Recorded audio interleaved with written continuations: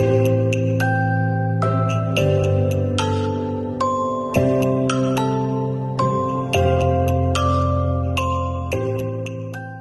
Worship Core Leaders!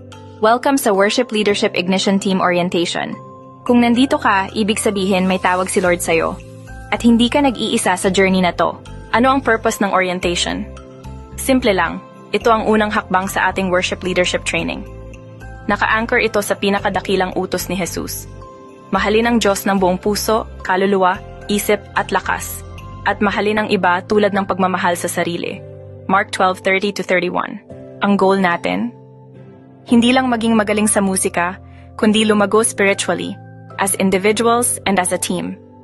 Kaya nandito tayo para mag-commit, mag-grow, at magsama-sama sa pagsamba. Mga hamon sa worship ministry. Alam natin to, hindi laging madali ang ministry. May mga struggle tayo dito. Una, desire versus discipline. Passion is great, pero commitment ang magdadala sa iyo sa next level. Pangalawa, individuality versus community. Magaling ka? Yes, pero ang tunay na worship ministry ay teamwork. Pangatlo, tradition versus innovation.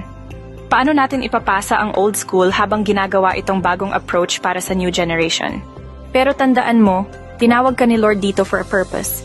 Kaya tanungin mo sarili mo, handa ba akong lumago, matuto, at mag-commit sa excellence? Stepping into your purpose. Sabi sa Acts 6:1-4, bawat isa sa atin ay may role sa ministry. Hindi lang basta punuan ang pangangailangan, kundi maglingkod ayon sa tawag ng Diyos. Paano mo malalaman ang purpose mo? Seek God's presence. Maglaan ng oras sa prayer at word. Embrace small moments. Kahit small tasks, stepping stones yan papunta sa mas malaki mong calling. Balance career and calling. Career? Yes. Pero tandaan, mas malaki ang purpose ni Lord sa buhay mo. Challenge for today.